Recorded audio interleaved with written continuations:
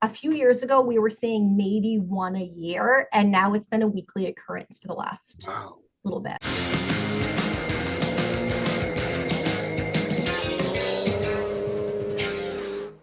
Welcome back to Car-Pinionated, our weekly show on cars, the car industry, and driving in general. I'm Doug Stewart, digital executive producer for Fox 61 in Hartford.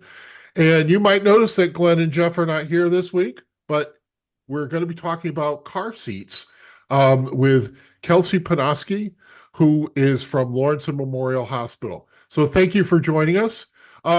So one of the things that I think that I hadn't heard about is this problem with counterfeit or fake car seats. Can you talk a little bit about what you're seeing? Yes, unfortunately, it's an increasingly common problem that we are seeing in the hospital at the time of discharge. Um, People are purchasing counterfeit car seats without knowing that that's what they're purchasing. They think they're getting a good deal on a car seat, they're buying them online. Sometimes they're from websites like Temu and Wish and things like that. Other times they're third-party sellers on Walmart.com and Amazon.com. And from the pictures, they look like a real car seat or a legit one. And then when we go to check them, there's a few things that we look for and can clue us into the fact that they are actually a counterfeit car seat. And that's especially concerning because these counterfeit car seats are not safe in the event of a collision. And what makes it a count? Is it just that it hasn't passed the standards that these safety devices are supposed to have? Is that what it is? There's a few things. One, yes, it hasn't met the federal safety standards, which are much more rigorous in the US. The other things is it's not made of the same materials. So if you've ever had to pick up one of those car seats, whether it's an infant car seat or a toddler car seat, they're really heavy. These counterfeit ones are extremely light. And when they are crash tested, they do not do as well. They kind of splinter apart and they do not provide the protection to babies and kids in the event of an accident. And go Yeah, ahead. I'm sorry. Go sorry. ahead. Other things that clue us into it being fake is it is often not a 5-point harness. So traditional car seats are that 5-point harness. There's a chest clip, straps that go over babies' hips and thighs.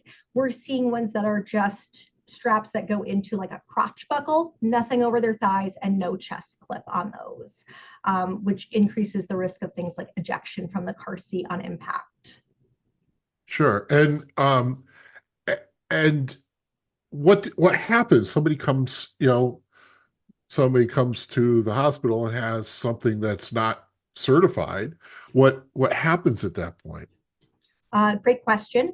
Um, it's one of those things where they can try to get their money back from the website. Unfortunately, a lot of these things, the listings are getting taken down because they're so frequently reported as being kind of a scam. We do not let babies go home in these car seats. So the parents or families do have to bring in another car seat. If there are significant like financial barriers to that, we work with our amazing social workers and case management to try to find a solution to send them home in a safe car seat. And can you talk to me a little bit about the process of making sure that a car seat is accurate, accurately is the wrong word, but correctly installed in the car. What do people have to go through that? I think there's a lot of people who feel like, well, I have to have, somebody at the fire station or the police station who installs that. That's not necessarily true, right? We still recommend if people are able to get their car seat checked in their car, ideally before they come to the hospital to have their baby. So some police stations do it, some fire stations do it. It has to be at what's called a CPSD to check the car seat installation in a vehicle. And because that certification is so hard to maintain, many fire stations and police stations have very limited hours when they offer those services, but about 70% of car seats are installed incorrectly. Well, Um, that's a big figure. That's a yes, lot. yes. And that's talking like legitimate car seats and everything. Even if you have the safest one, if it is not installed correctly, it is not safe. And because I've looked up figures and there's about 12 million car seats that are sold each year. And Mm-hmm. that's the whole range of them. That's Mm-hmm. from the infant to the toddler to what is it, like 8 or 9 years old that they don't need a car seat anymore. Mm-hmm. So that's a enormous percentage of them. Um, what what can you describe for somebody who doesn't really know the stages of them? You have ones for infants and you have what how do kind of how does that graduate up? Yeah, so there's two options for our infants. One is what we sometimes call a bucket seat. It is what most people are probably familiar with. It has a handle that you can kind of carry. It attaches to a base in a vehicle. You can easily detach it from the base, carry it from one location to another, and then quickly snap it back into place in the car seat. The other one that you can use from birth is what's called a convertible car seat. So these are installed in the vehicle. The base is built in, it's not a two-piece system. And the baby has to be removed from the car or from the car seat when exiting the vehicle, as opposed to just unclicking it easily. But the nice thing about those convertible car seats is they last much longer. Okay. It's really height and weight limits that determine when a child moves from one seat to the next. And so with convertible car seats, rear facing is always what's going to be safest. Here in Connecticut, the state law is at least 2 years old and at least 30 pounds minimum. But the American Academy of Pediatrics recommends keeping children rear facing until they reach the maximum height and weight recommendations or limits of the car seat. We know is even up until about age 4, it is much safer for them to remain rear facing, because in the event of a head-on collision, which is the most deadly, children are safest rear facing. And the there's also some concern about buying a used car seat. Can you talk about Yeah. that a little bit? Absolutely. And I might just add too, so back onto like the rear facing, after a child hits the maximum height and weight recommendation for rear facing, oftentimes that same seat can be switched to forward facing and the child can continue in that seat or go to another either high back booster seat where there's still a 5-point harness, or when they reach the weight limit of that, they go to a seat belt, but still in a high back booster. And then the final stage is a backless booster seat. All right. And the used car seats Yeah. is that problematic or Yeah, so we do recommend against ever purchasing used car seats because you don't know the crash history. Just like with cars, you don't know, if they've been in an accident or trying to trust your buyer. But with a used car seat, the risk is that if it has been in a crash before, it cannot be used again. right? It's kind of like a bicycle helmet in that sense that like the damage might not be obvious, but it's fundamentally flawed at that point. Absolutely. And one thing that people need to keep in mind is if they are in a car accident, even if their children are not in those car seats, but the car seats are installed in the car during the crash, they have to be replaced. Right, right. Because a lot of people don't realize like the amount of force in a car accident. I mean, you're talking, tons and tons of vehicle that's, suddenly stopped and, something attached to that, you know, just watching. If you watch like, the Insurance Institute of Highway Safety, I think it is. If you watch those cars in that circumstance, there's a lot of stuff that moves in that car, in those cars. Absolutely. So Yeah. are there places where you would recommend purchasing so you know that you're getting what you pay for? Absolutely. When possible, going in person can be really helpful so that people can look at it. And big box retailers are usually reliable for having the legitimate product in store.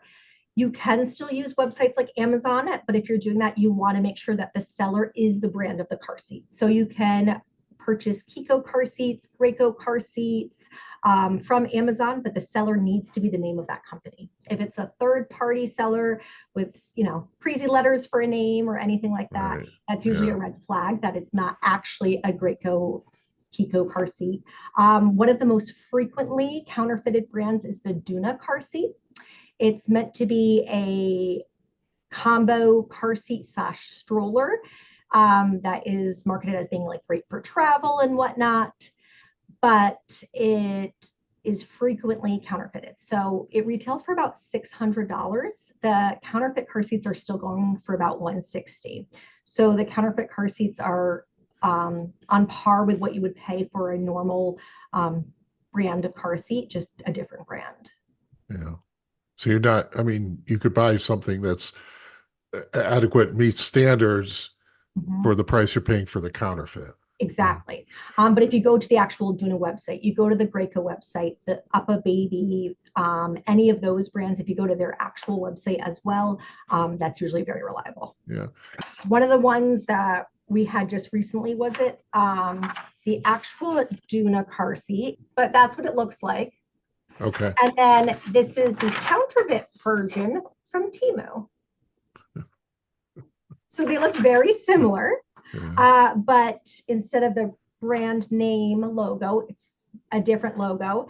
And then it's missing the actual safety features like chest clip being attached. And when you hold them, you can tell the difference of one is very sturdy and one is extremely light.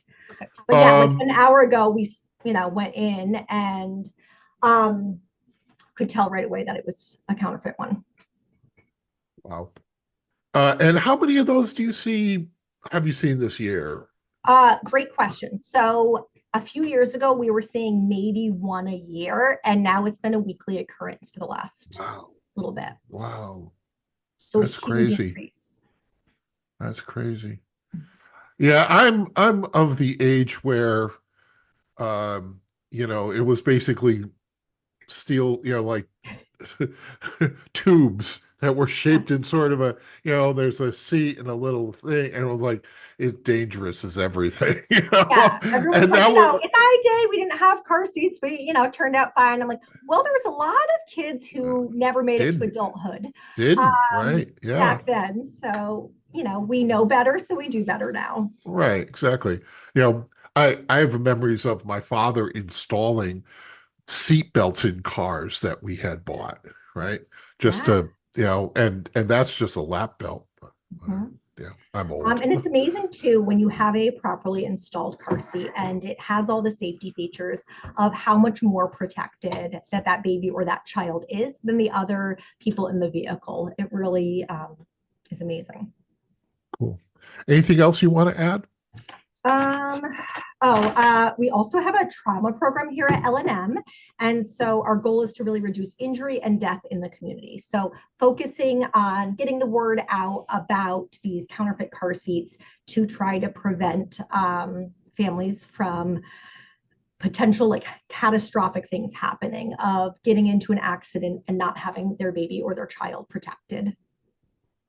Yeah, because it's just so, I mean, it's so sad when you see something happen, and there was a case just recently where something, it's just, and without, you don't know the circumstances of any crash, right? This could be a lot of different things going on, but you just feel if it was like it was preventable, Mhm. yeah. So, Absolutely. And then a couple other things of just what people or what we want people to look for in determining if their car seat is safe versus if it could potentially be a counterfeit. The stickers on the side can be a big giveaway. They should talk about US federal regulations, tons of wording, fine print, model number, expiration date, etc.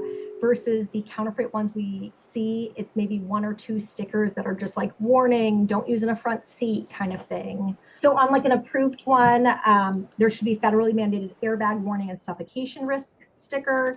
The seat should have a chest clip and 5-point harness with hip straps and lots of information on side of seat, including weight and height limits.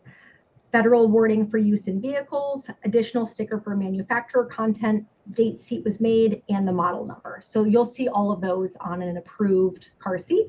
On a counterfeit fake car seat, just a basic warning label with little information. Often there's no chest clip and or no hip straps, and then very limited information. Stickers may or may not be present, but there's often no manufacturer or model information. Which having that information on the real one, the authentic one, is important because sometimes car seats get recalled, and you want to be able to track that and go back and check that. And a lot of times, I'm assuming that the manufacturing information will be there in some sort of way that you can track it down, as it were. Yeah. And one thing that we often check for, so as nurses, when we are discharging patients, we check that the car seat is safe for the baby to go home. We check that the fit is correct. We also check that it's not expired. So this is one thing, even if you have an approved car seat, is they do expire. Depending on the type of car seat, it's 7 to 10 years from the date of manufacture in which that car seat will expire and it's no longer considered safe to be used. Okay. So even it sounds like the best way to guarantee what you're getting is to go through directly through the brand, directly whether that's through a large retailer or whatever, not to get a used one. Even a hand-me-down one, you have a relative who may have one, because then again, you don't know about the crash worthiness of it or the crash history of it. So, it's important to do that. And, small children lives that are at stake. Yeah. So. There's so many things that people buy for babies and whatnot, and, think about like decorating the nursery and whatnot. But the single most important thing that can be like purchased is a safe car seat. Excellent. All right, Kelsey, thank you so much for joining us. This has been another episode of Car-Pinionated. Remember that you can look at YouTube, and we have a playlist there of all our old episodes, and we will see you next time.